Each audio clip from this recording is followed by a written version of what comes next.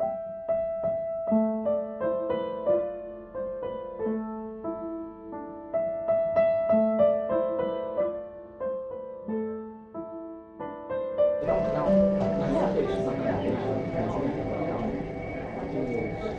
why I kept on in Florida.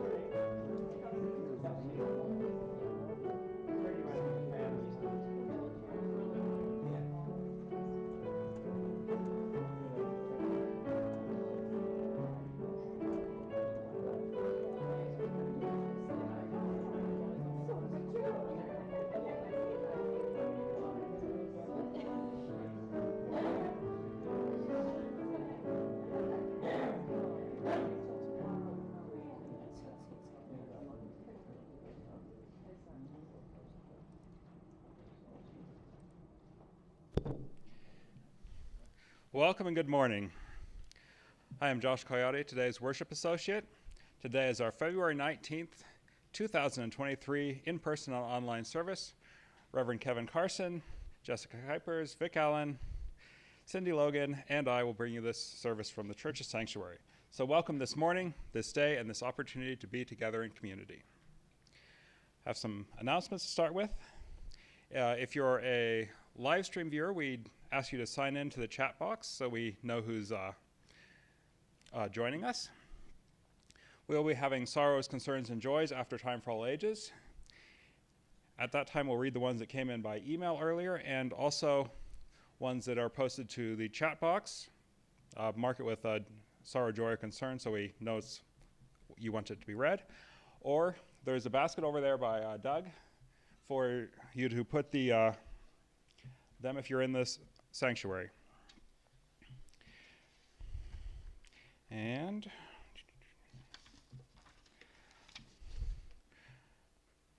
Reverend Kevin is doing a book reading group in March to discuss braiding sweetgrass, indigenous wisdom, scientific knowledge, and the teaching of plants. If you're interested, please contact him.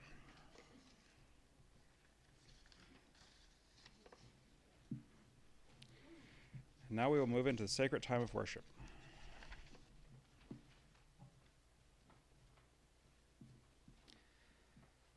As I ring the peace bowl 3 times, take deep breaths and relax so we can move into worship. For this moment in time, let go of your anxieties, fears, and worries. Be in this moment.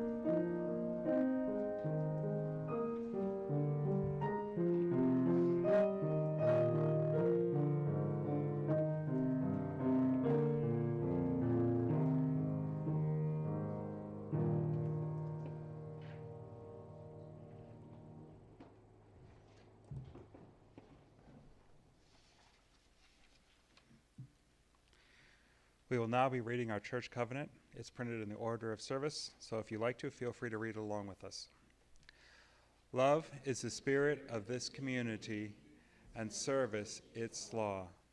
This is our great covenant, to dwell together in peace, to seek the truth in love, and to help one another. We will now be lighting our chalice.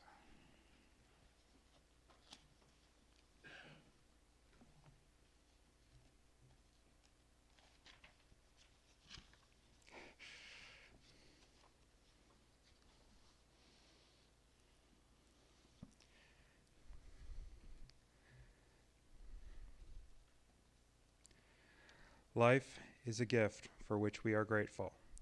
We gather in community to celebrate the glories and the mysteries of this great gift.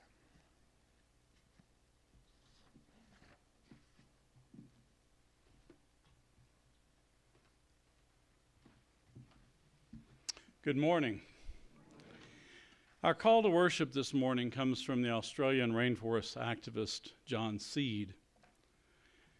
May we shine with a pure inner passion that will spread rapidly through these leaden times.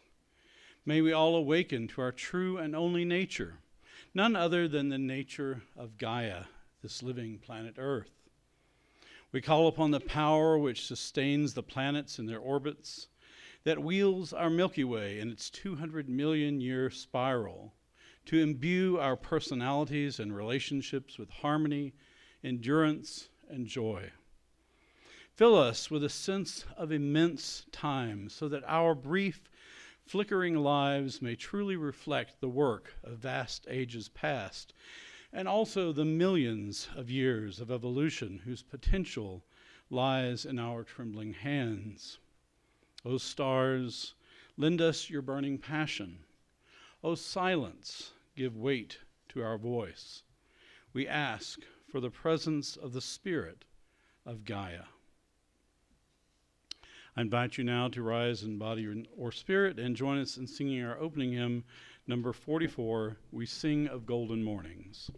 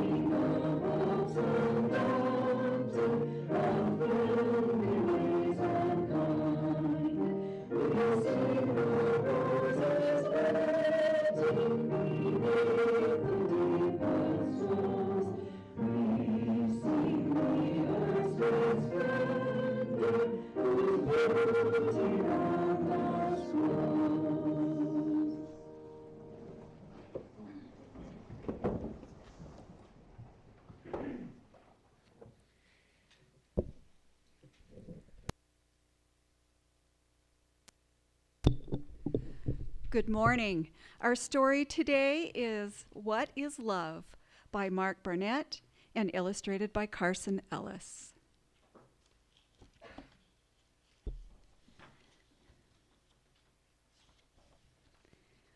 When I was a boy, in the garden out front of the house where we lived, I asked my grandmother, "What is love?" My grandma was old. I thought she would know.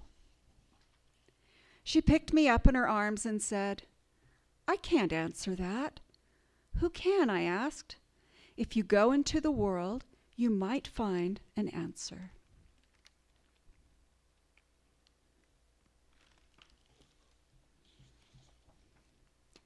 So I went.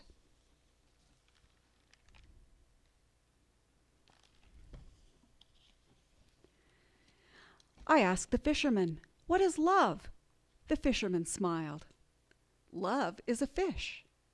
"A fish?" I asked. He's hugging his fish.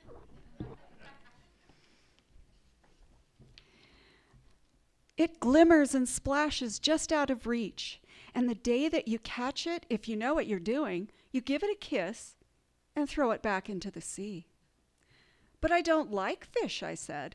"They're slimy and taste bad, and they have creepy eyes." The fisherman sighed. "You do not understand."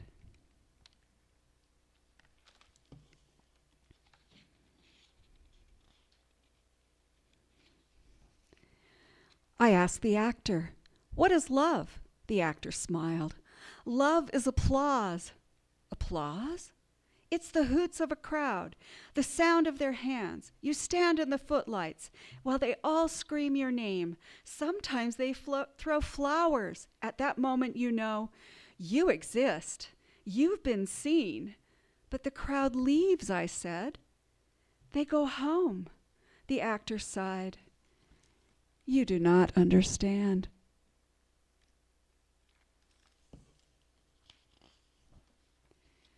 I asked the cat, "What is love?" The cat smiled. "Love is the night." "The night?" I said. That sounded all right.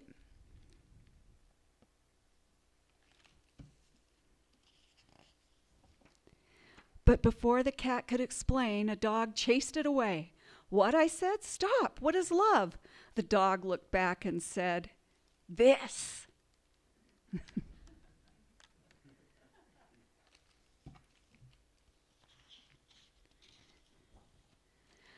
I asked the carpenter, "What is love?" The carpenter smiled. "Love is a house." "A house?" "You hammer and saw and arrange all the planks. It wobbles and creaks, and you alter your plans. But in the end, the thing stands, and you live in it."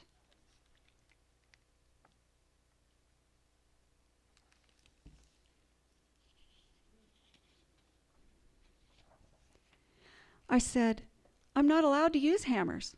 Once I busted my thumb." "I don't mean a real hammer. I'm not talking about thumbs. It got busted real bad." The carpenter sighed. "You do not understand."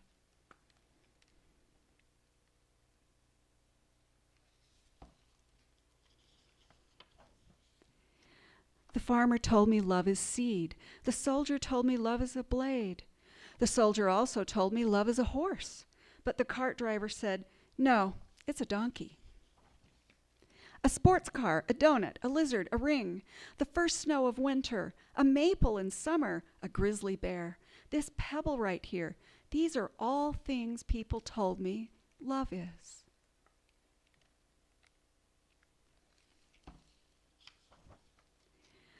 I asked the poet, "What is love?"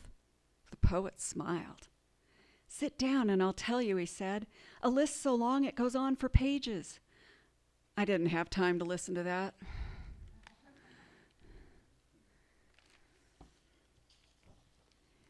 "Wait," said the poet. "I have not answered your question." "You sure haven't," I said. The poet shouted at me, "You do not understand." And so one day I returned to the house where we lived.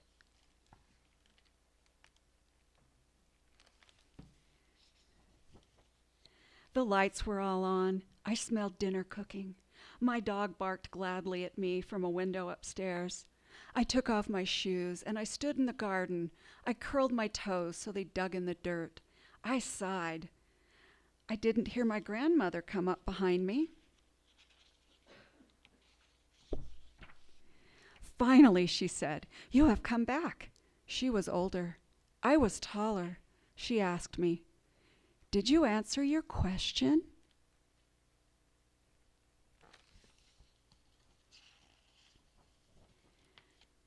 I picked her up in my arms. I smiled. I said, "Yes."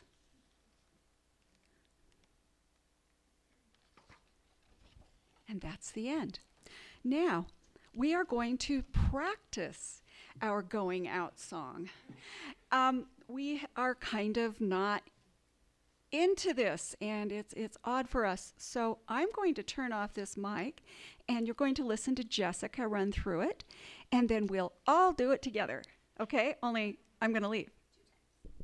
We'll do it 2 times, and then we'll leave.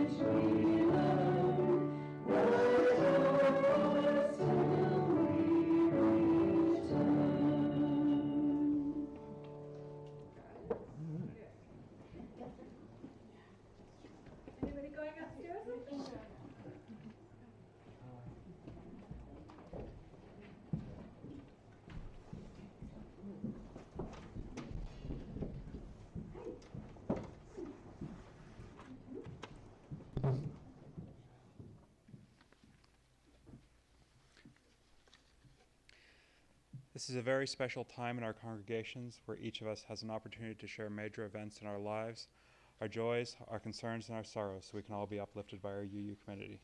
As I read the sorrows, concerns, and joys that were given us, the minister will light a candle. From Karen Croft, please light a candle of sorrow for Sharon Coyle, my dear friend who passed away from dementia. Also, from Karen Croft, please light a candle of sorrow for my brother-in-law, Dave Watt, who is under the care of hospice in California. Do we have any others from online or? Yeah, we have one from Rhonda Knudsen. Yesterday was her birthday. So Happy birthday to Rhonda Knudsen. We light one more candle for all the sorrows, concerns, and joys we hold in our hearts and are not ready to share at this time. No, we lift up our love for you, and we are all in this together.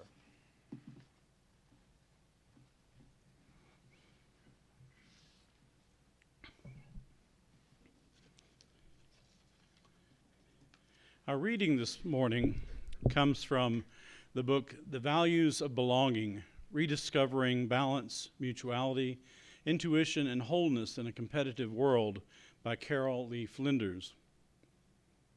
There is a way of being in the world that recoils from aggressiveness, cunning, and greed.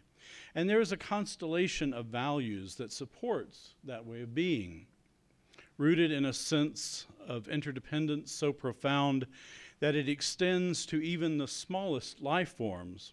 These values were the basis of human existence everywhere for the first several 100,000 years.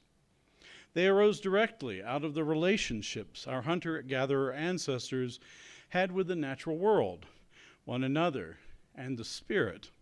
Relationships that are most accurately understood in terms of mutual reciprocity and even symbiosis.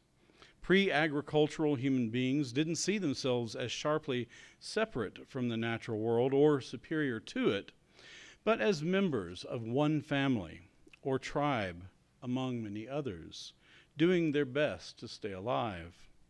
For a long, long time, there was no uniquely human agenda. The deer, the rabbits, and the birds that human beings hunted were as intent upon the same basic task as they were, securing food and water, mating, and raising their offspring. And if, with respect to those creatures, human beings were predators, they were, with respect to others, prey. Many of our early ancestors knew, as well as the deer and rabbits, did how it felt to run for one's life. Before agriculture produced food surpluses, most all human beings were nomadic, gleaning from one locale and moving on in a few days to another within a defined territory. They traveled in bands, but the bands were small, reflecting the limited food resources of most places. Interdependence was the basic law of life.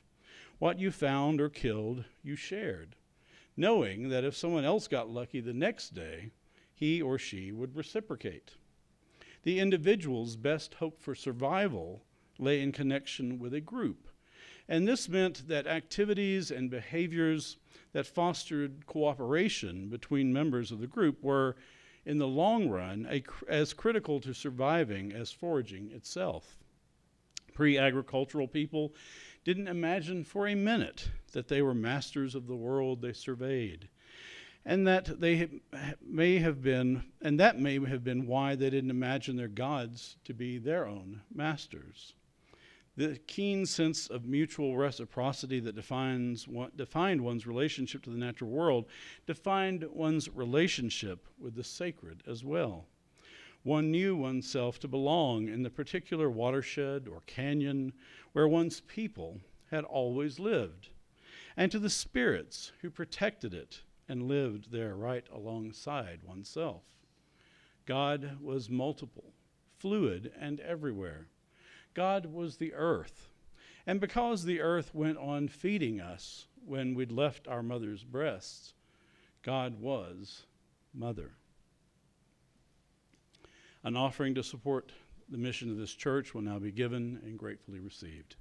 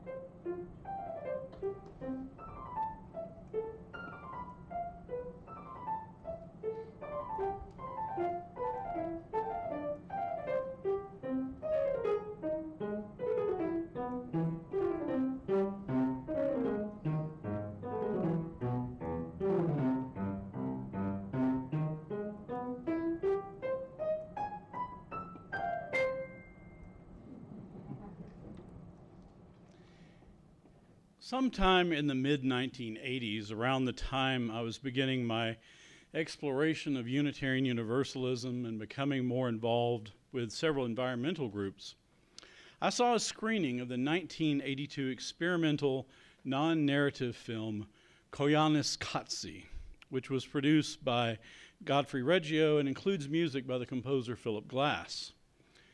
To be honest, I found the film, which has been described as a visual tone poem, to be interesting but a bit tedious, with its images of nature juxtaposed with images of technology and the human impact on the earth, combined with the abstract music of Philip Glass and a slow voice repeatedly chanting the Hopi word Koyanis Katsi.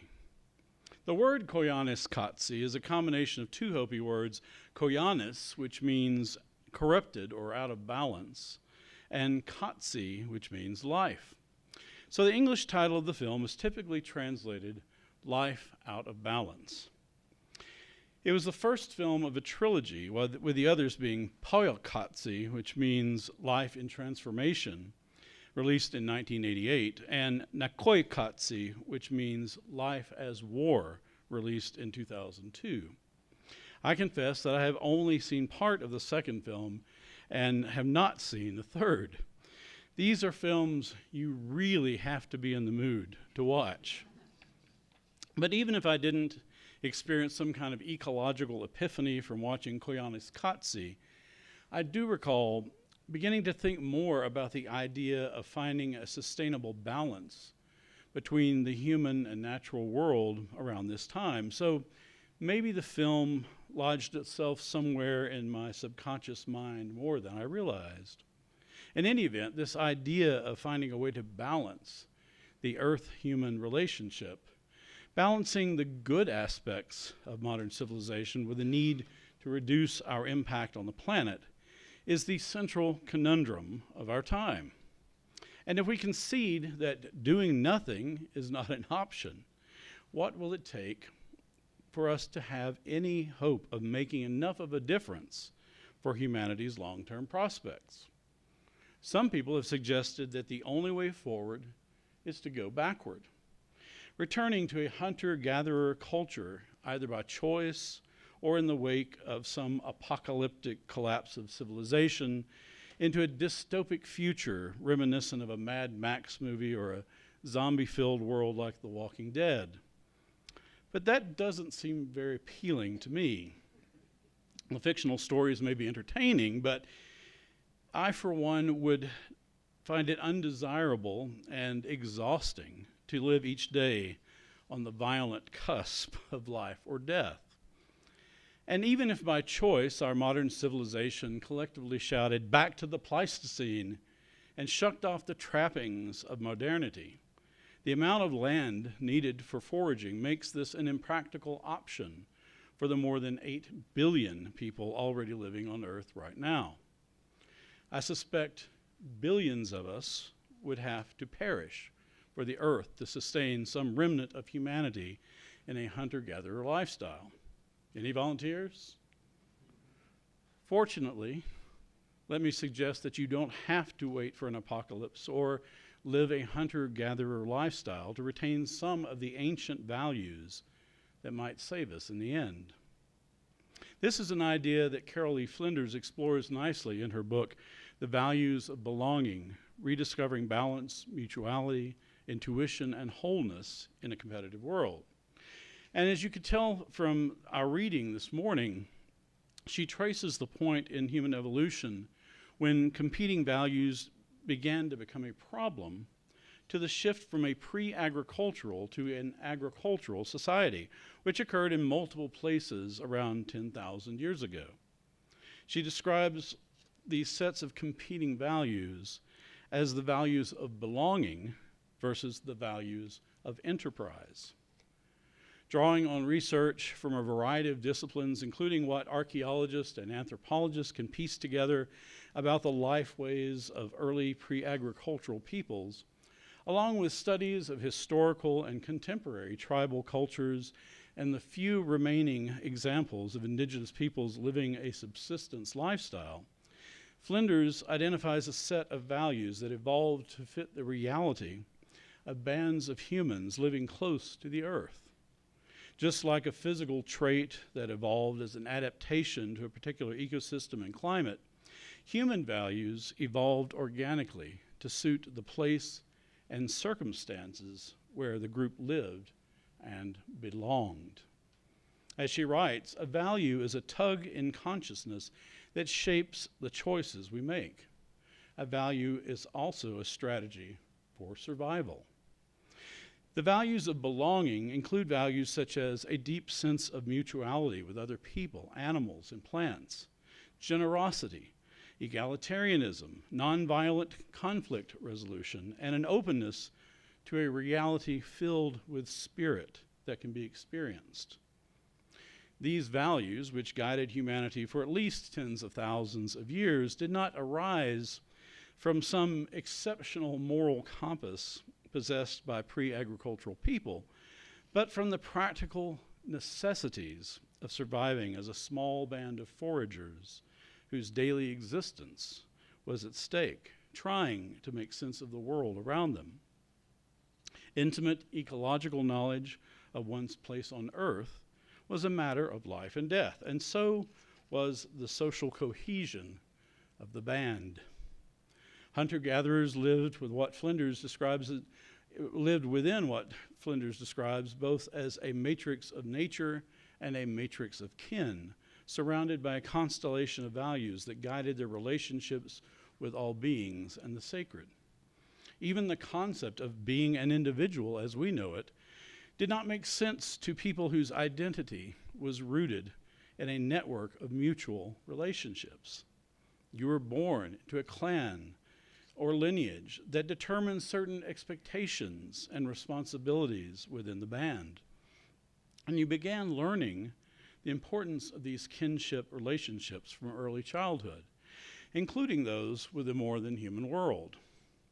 Religion, too, was not separate from the mutual network of daily life, but was a recognition of being embedded in an overarching sacredness that permeated and sustained all things. Houston Smith described the typical way religion has been imagined by indigenous peoples as living, quote, in a single cosmos which sustains them like a living womb. And he emphasized what he called the muted character of distinctions that comes with such a worldview. It wasn't that differences weren't recognized. They were keen observers, after all, but that distinctions were seen to be more fluid and did not matter so much within the web of all existence, including a more fluid sense of time in some cases. It is a worldview that is opposite of the many either-or dichotomies, such as spirit or matter, that are common in Western thinking. And it influenced every aspect of life, including gender categories and roles. Many ancient cultures were far ahead of us in understanding the spectrum of gender identity and sexual orientation. Despite the blather of bigoted media personalities and politicians these days, recognizing the complexity of human sexuality is not some recent invention of modern liberals aimed at destroying America. Though some agricultural practices were likely practiced by predominantly hunter-gatherer societies for many millennia, around 10,000 years ago, there was a shift to raising crops and domesticating animals as the primary food sources. This necessitated humans becoming more sedentary on the land instead of being nomadic foragers, and it inevitably created huge social changes. Nature was still in charge of droughts or times of abundance, but it was the first time in human history that food surpluses allowed more time to be spent on other activities, such as the invention of a written language. And it also allowed the emergence of a warrior and ruling class who no longer had to personally participate in providing for their own sustenance. And while farmers and ranchers have always had an undeniable relationship with the land, it is more utilitarian and limited than the rich ecological intimacy of being a hunter-gatherer who relied on all the senses to gather details about the world. Humans no longer needed to understand the complex ecological network of mutuality in order to survive. So we began to see ourselves as something apart from nature. And religion, of course, changed accordingly. What I find especially fascinating is the development of agricultural practices in what we might call transitional cultures, such as that of many Native American tribes. A good example from the Haudenosaunee or Iroquois people is what they call the three sisters: corn, beans, and squash. As a practical matter, they plant these three food crops together in a mutually beneficial way. With the corn stalk providing structure for the bean vines to climb, the beans providing nitrogen in the soil for the benefit of all three crops, and the squash spreading out on the ground, keeping the weeds at bay. But beyond simply being an agricultural innovation, there is important myth and spirituality associated with the origins of this practice. There are many other examples we could name, and I'm sure that human history is full of such blendings of sacred and practical wisdom. Unfortunately, much of this wisdom has been lost to us. As agriculture replaced nomadic foraging and human settlements grew in size, there was an understandable shift in values to what Flinders calls the values of enterprise. This was a time when what we think of as civilization began. Many of the animals and plants that are still central to the world's food supply were domesticated by farmers in the fertile river valleys along the Tigris and Euphrates in Mesopotamia, the Nile in Egypt, and the Indus in India. Large cities sprang up following the abundance of food, and commercial activities began to gain importance.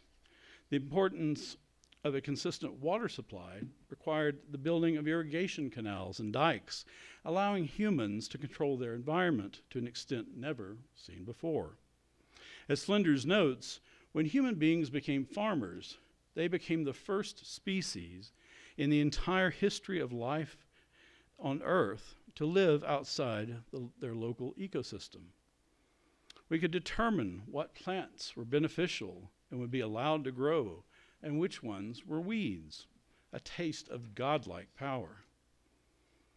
The values of enterprise that emerged from this fundamental shift in lifestyle included values like control and ownership of the land and animals, extravagance and exploitation, a passion for change and innovation that could sometimes be reckless, acquisitiveness, especially acquiring more than one needs, aggressiveness, rationalism, competitiveness, and seeing the world as hierarchical rather than inclusive and egalitarian. As you can see, these are values that are largely the opposite of values of belonging. But even though the overwhelming embrace of enterprise values at the expense of belonging values has ultimately resulted in the present existential crises of climate change and the loss of biodiversity, not all enterprise values are inherently bad, nor are all belonging values inherently morally superior. Many of the enterprise values Flinders identifies, and there are more than the ones I've named, have been important for the good things civilization has produced. We have learned so much, for example, about the cosmos through science, despite the tendency to dismiss any notions of kinship with the more than human world. Most of us in the developed world no longer need to worry about starvation on a day-to-day basis. And were it not for human greed and indifference, no human being would. This freedom from foraging to survive and our human passion and ingenuity has allowed us to cure diseases, travel into space, and pass information from one generation to the next to advance human knowledge. We may be no wiser or spiritually superior to our hunter-gatherer ancestors, but we have a lot more knowledge to draw upon. Analyzing these values for comparison is not intended as an exercise to justify why we should choose one good set of values over the other. Rather, is an effort to step outside of our own paradigm and see if there are enterprise values we need to reconsider, and belonging values we might reintegrate into something new and more sustainable for the future. It is a chance to be brutally honest about some of the self-destructive values of our present civilization, acknowledging that though the near-term future looks bleak, there are ways we might rebalance our values and start ourselves on a better path for the long run. Consider this a follow-up to my sermon a few weeks ago, and I talked about the realities of a post-doom planetary future.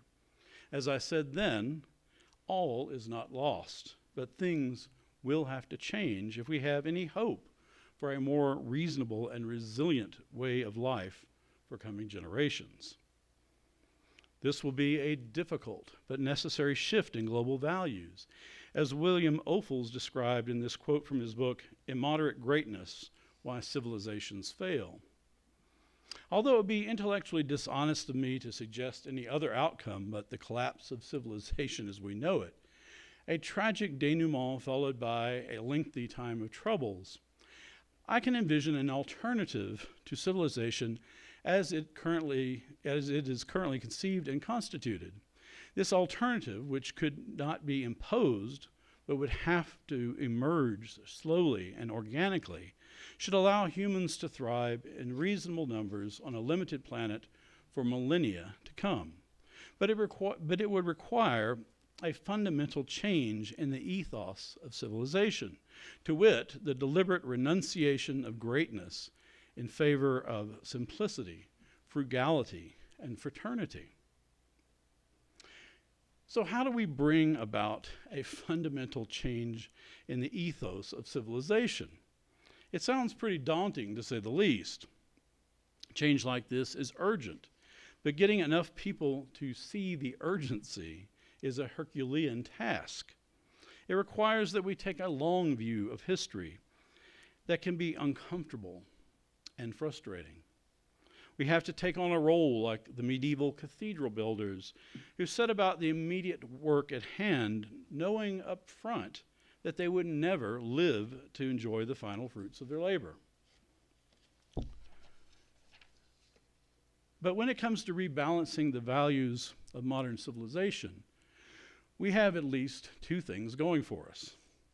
The first is the fact that belonging values never truly disappeared, but lingered at the margins and are still with us today.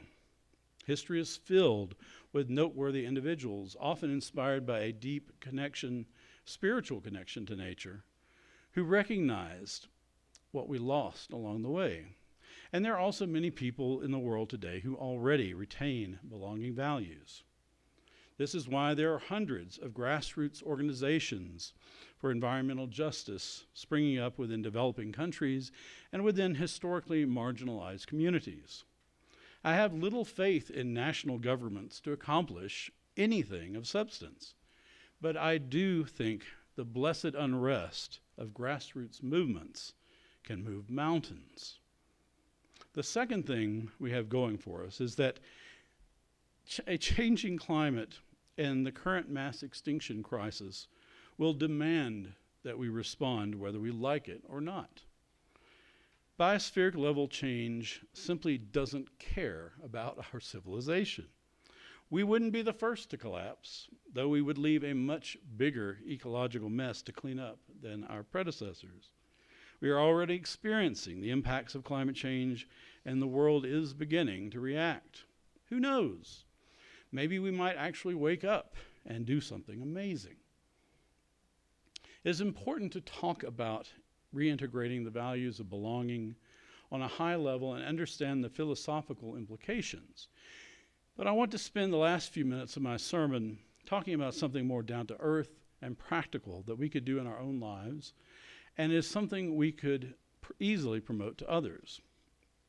One of the primary values of belonging is understanding our ecological relationship with the place we call home, sometimes called our ecological identity. Although we will probably never enjoy the ecological intimacy of nature with nature of a hunter-gatherer, or even many contemporary indigenous peoples, we can make the effort to learn everything we can about our ecosystem and the relationships we can develop within the nature in which we are embedded.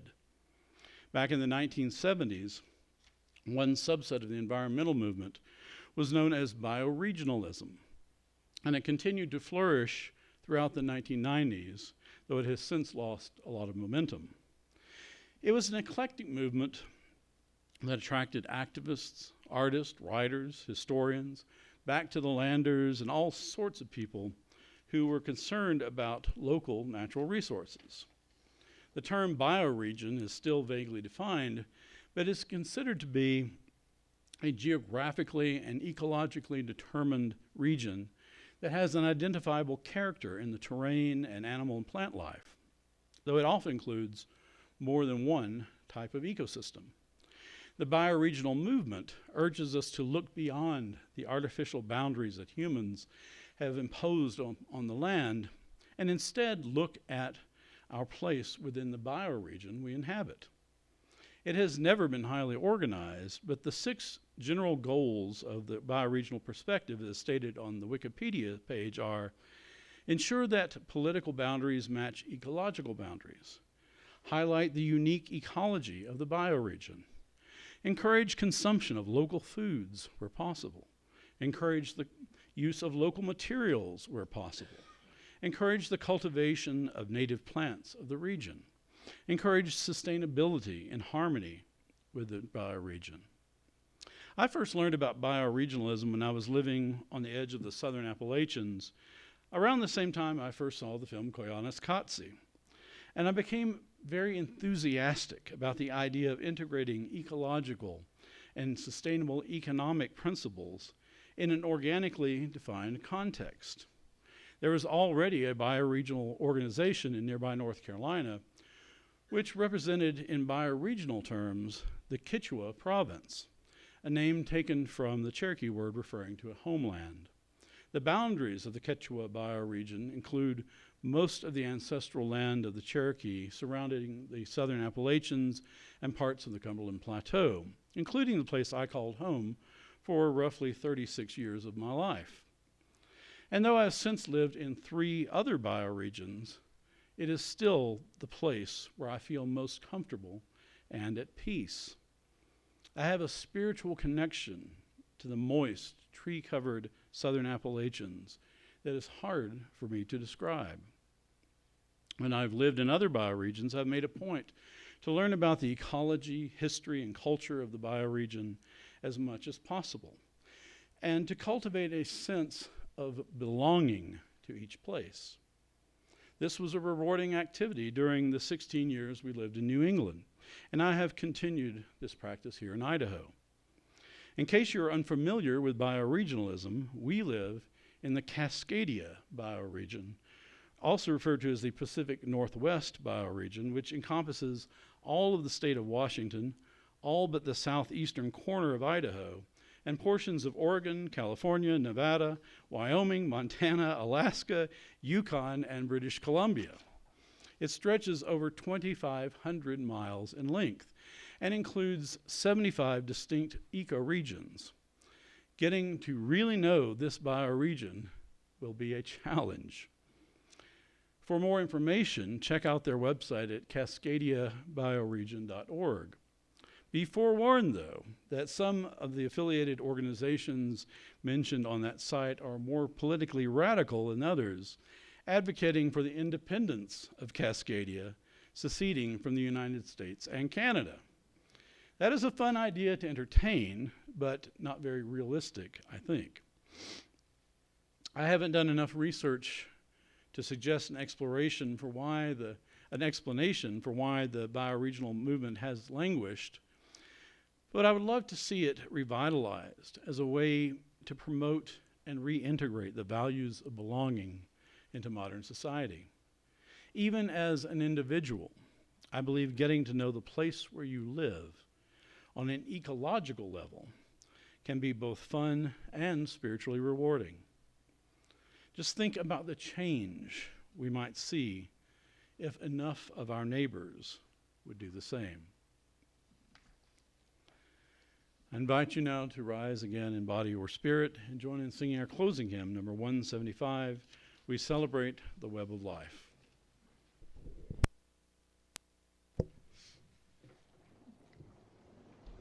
Thank you.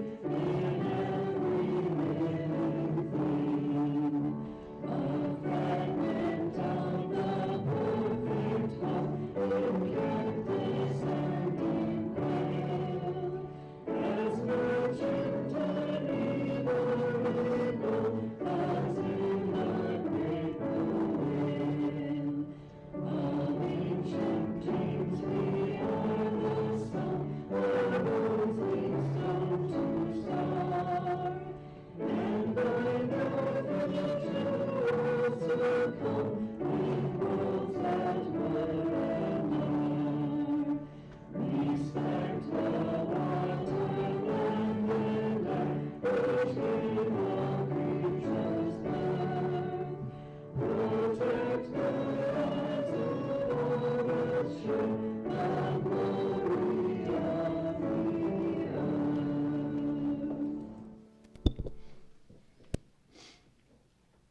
closing words are from the poem, I Am of the Family of the Universe by David Ignatow. I am of the family of the universe, and with all of us together, I do not fear being alone. I can reach out and touch a rock or a hand or dip my feet in water. Always there is some body close by. And when I speak, I am answered by a plane's roar, or the birds whistling, or the voices of others in conversation far apart from me. When I lie down to sleep, I am in the company of the dark and the stars. Breathe to me, sheep in the meadow. Sun and moon, my father and my father's brother, kiss me on the brow with your light. My sister earth holds me up to be kissed. Sun and moon, I smile at you both, and spread my arms in affection, and lay myself down at full length for the earth to know I love it too, and am never to be separated from it. In no way shall death part us.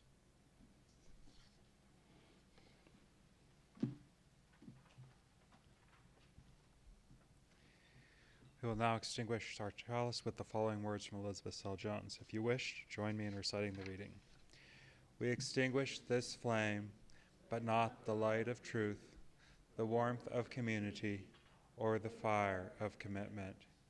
These we carry in our hearts until we are together again. Now for our postlude.